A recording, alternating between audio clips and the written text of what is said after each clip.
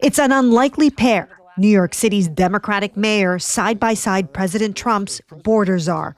We need to get dangerous people off our streets. And now I have someone that understands that narrative, and we are fighting together to get it done. It's a partnership that's being called into question now that the Department of Justice has formally asked a judge to dismiss a corruption case against Eric Adams. Last September, Adams was indicted on bribery-related charges. I absolutely never traded my power as an elected official for any personal benefit. The move to end the prosecution came after a dramatic showdown between the Trump administration and prosecutors that saw at least 7 of them resign in protest. It began earlier this week when Emile Beauvais, the acting deputy attorney general and former Trump attorney, directed prosecutors to drop the case, calling the charges politically motivated and saying it prevented the mayor from devoting full attention to New York's illegal immigration problem, a Trump political priority.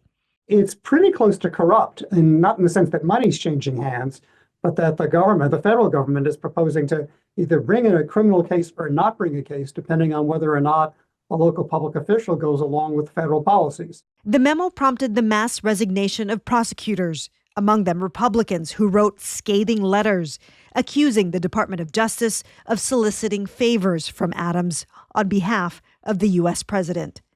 It's a breathtaking and dangerous precedent to reward Adams' opportunistic and shifting commitments on immigration and other policy matters with dismissal of a criminal indictment, said Danielle Sassoon. And from Hagen-Scotton, the lead prosecutor, this: I expect you will eventually find someone who is enough of a fool or enough of a coward to file your motion, but it was never going to be me. Adams denied his attorney would ever propose such a trade-off. Imagine him going inside saying that the only way Mayor Adams is going to assist in immigration, which I was calling for since 2022, is if you drop the charges. That's quid pro quo. That's a crime. It's one of those things, if it looks like a duck and it quacks like a duck, if it looks like a deal and it quacks like a deal, it sure feels like one, whether or not there is a formal deal. You know what makes this request so dramatic and really with little precedent is that Beauvais made it clear that this decision was made without even assessing the strength of the case. Also notable is that the memo leaves room to revive the case, and that means these charges remain hanging over the mayor's head, really at the behest of the Trump administration. And Chris, in theory, the case isn't dismissed, at least not yet.